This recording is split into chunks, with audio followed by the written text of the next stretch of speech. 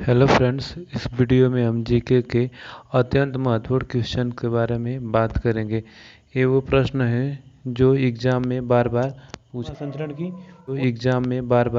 पूछे जाते हैं। पहला प्रश्न, सूर्य का ताप पृथ्वी तक पहुंचता है। देखिए, इन प्रश्नों को आप पहले ट्राई कर लीजिएगा, इसके बाद मैं बहुत आसानी से और बहुत अच्छी तरह से इनका विश्लेषण दूंगा। पहले आप इन प्रश्नों को ट्राई कर लीजिए। सूर्य का ताप हम तक विकिरण विधि द्वारा पहुंचता है। ऊष्मा के संचरण की 3 विधियाँ होती है। ऊष्मा का संचरण का मतलब होता है कि ऊष्मा किस माध्यम से एक स्थान से दूसरे स्थान तक जाती है। पहली विधि होती है, देखिए पहली विधि है चालन, सेकंड विधि संवहन और थर्ड विधि होती है विकिरण। चालन विधि संवहन विधि ऊष्मा संचरण की वह विधि जिसमें अणु सेल्फ एनर्जी लेकर जाते हैं। इसका मतलब है एक स्थान से एनर्जी लेते हैं और दूसरे स्थान पर चले जाते हैं। और तीसरी विधि हो गई विकिरण विधि। ये विकिरण विधि, इसमें देखिए यह विधि गैसों में होती है। अब सबसे फास्ट सबसे और स्लो विधि कौन सी होती है?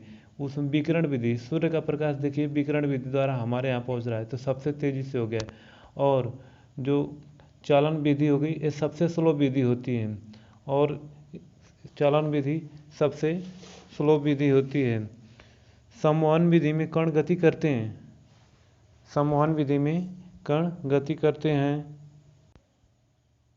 पहले क्वेश्चन में एक और विकल्प है, देखिए परावर्तन एक सबसे अच्छा प्रश्न पूछा जाता है कि प्रतिध्वनि का कारण क्या होता है। प्रतिध्वनि का कारण होता है परावर्तन। अब प्रतिध्वनि होने के लिए दो माध्यमों के बीच दूरी कितना होनी चाहिए, मतलब एक व्यक्ति और माध्यम के बीच दूरी कितना होनी चाहिए। व्यक्ति और माध्यम के बीच दूरी 16.5 मीटर की दूरी होनी चाहिए और तब परावर्तन होगा। ठीक है। अब दूसरा प्रश्न है, समाजवादी की आत्मा किसे कहते हैं? प्रस्तावना को संविधान की आत्मा कहा जाता है। प्रस्तावना को संविधान की कुंजी भी कहते हैं।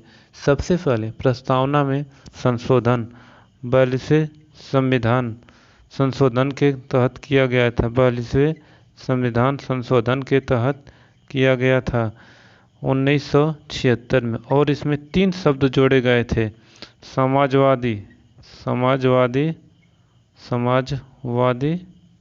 समाजवादी, धर्मनिरपेक्षता और अखंडता।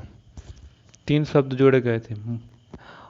और इसके अतिरिक्त फैक्ट, मूल कर्तव्य भाग 4 में है, अनुच्छेद 51 में 51 है। इसे 42वें संविधान संशोधन के तहत संविधान में जोड़ा गया था। समिति थी सरदार स्वर्ण सिंह समिति। मूल अधिकार भाग और संविधान 12 और 13 में वर्णित है।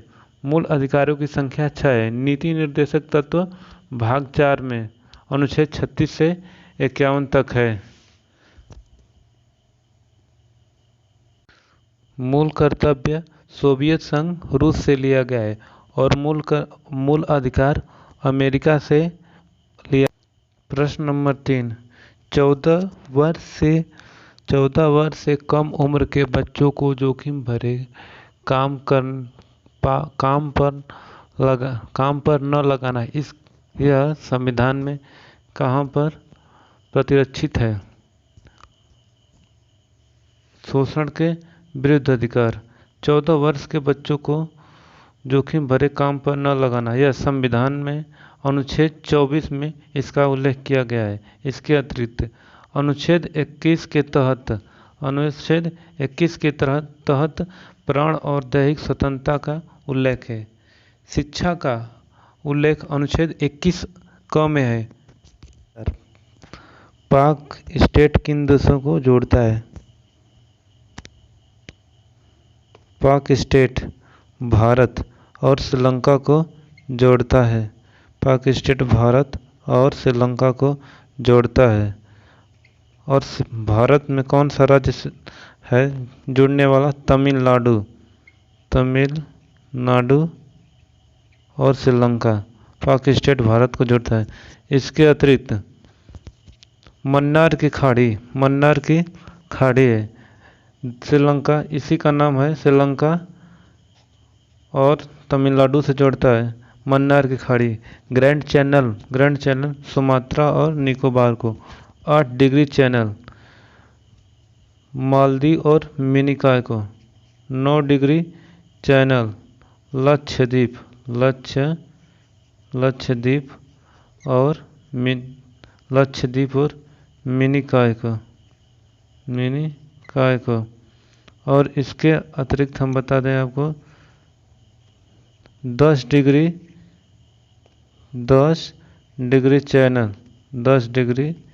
चैनल छोटा अंडमान। 10 डिग्री चैनल छोटा अंडमान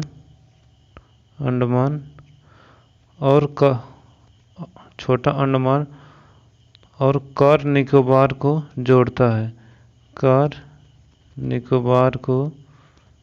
जोड़ता है। अब प्रश्न नंबर 5 के बारे में हम चर्चा करेंगे। प्रश्न नंबर 5 है, भारत में हरित क्रांति का प्रारंभ किस वर्ष किया गया? भारत में हरित क्रांति का प्रारंभ किस वर्ष किया गया? आप इसको ध्यान से ऑप्शन को देख लीजिए, इसके बाद मैं इसका एक्सप्लेन करूँगा। भारत में हरित क्रांति का प्रारंभ 1967 से 1968 के बीच स्वामीनाथन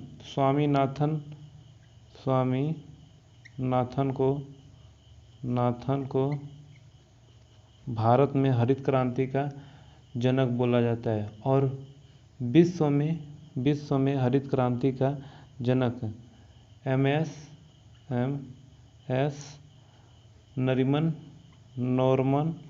नॉर्मन बोरलॉग को बोला जाता है, ठीक, कहा जाता है। इसके अलावा श्वेत क्रांति के जनक वर्गीज कुरियन को माना जाता है, जो केरल राज्य से संबंधित है।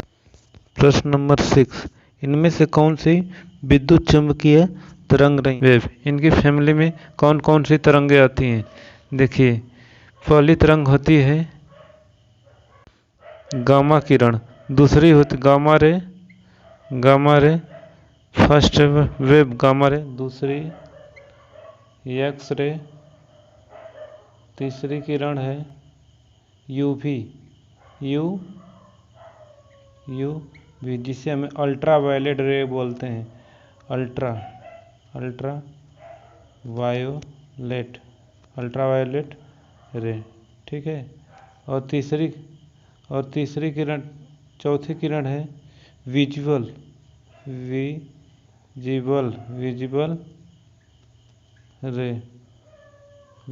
रे।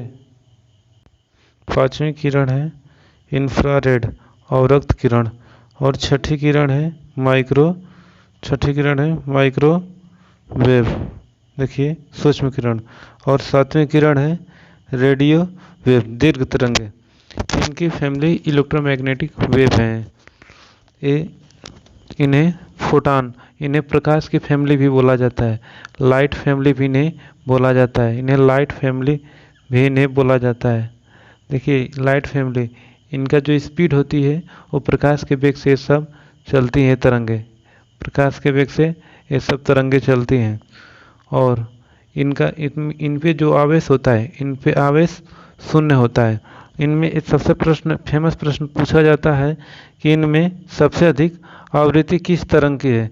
देखिए, सबसे अधिक आवृत्ति इनमें जो पराबैंगनी किरण होती है, इसकी आवृत्ति पराबैंगनी किरण की आवृत्ति सबसे अधिक होती है। जिस किरण की आवृत्ति सबसे अधिक होती है उसके पास, जिस फ्रीक्वेंसी को आवृत्ति बोलते हैं, उसके पास एनर्जी भी सबसे अधिक होगी। अब जब सबसे अधिक एनर्जी होगी तो इनकी भेदन क्षमता, मतलब पेनेट्रेटिंग पावर इनकी सबसे अधिक होगी, भेदन क्षमता सबसे अधिक होगी। और इसके अतिरिक्त अब ये प्रश्न पूछा जाता है कि सबसे कम एनर्जी किसकी होती है, तो सबसे कम एनर्जी होती है इसमें रेडियो वेव की, सबसे कम एनर्जी होती है रेडियो वेव की, माइक्रो रेडियो वेव की सबसे कम एनर्जी होती है, इन्हें दीर्घ तरंगे भी बोला जाता है। और अब इनसे संबंधित एक और प्रश्न पूछ लिया जाता है कि इनकी खोज किन वैज्ञानिकों ने की थी, एक्स किरण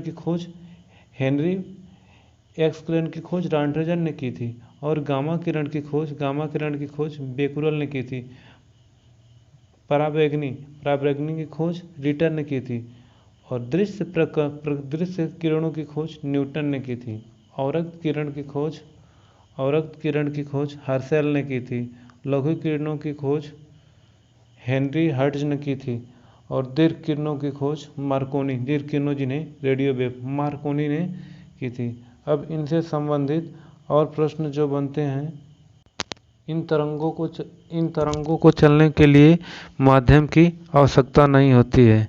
जैसे देखिए, जो विकिरण, मैं एक लास्ट पेज ले लेता हूँ,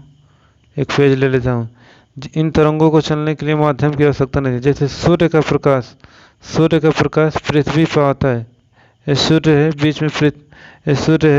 पृथ्वी पर आता है। सन का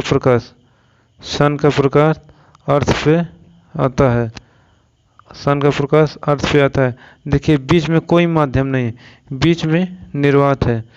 और सूर्य का प्रकाश, इसलिए इन्हें बोल सकते हैं कि इन्हें जो इलेक्ट्रोमैग्नेटिक वेव होती हैं, विद्युत चुंबकीय तरंगे, इन्हें चलने के लिए माध्यम की आवश्यकता नहीं होती है। और ये प्रकाश के वेग 3 × 10⁸ मीटर पर सेकंड के वेग से चलती हैं, मतलब 3 × 10⁵ किलोमीटर पर सेकंड के वेग से चलती है। इसका मतलब हुआ एक सेकंड में 3 × 10 लगभग 1 सेकंड में 3 लाख किलोमीटर की दूरी तय कर लेती हैं ये तरंगे। अब चलिए और ऑप्शन पे हम इस प्रश्न के ऑप्शन पे चर्चा कर लेते हैं। देखिए, एक ऑप्शन में प्रश्न दिया गया है कि इनमें कौन से, देखिए इसमें उत्तर होगा इसका प्रस्रव्य तरंग, विद्युत चुंबकीय तरंग नहीं। प्रस्रव्य तरंग क्यों नहीं है, क्योंकि यह अनुदैर्ध्य तरंगों का उदाहरण है। अनुदैर्ध्य, देखिए जो इलेक्ट्रोमैग्नेटिक वेव है,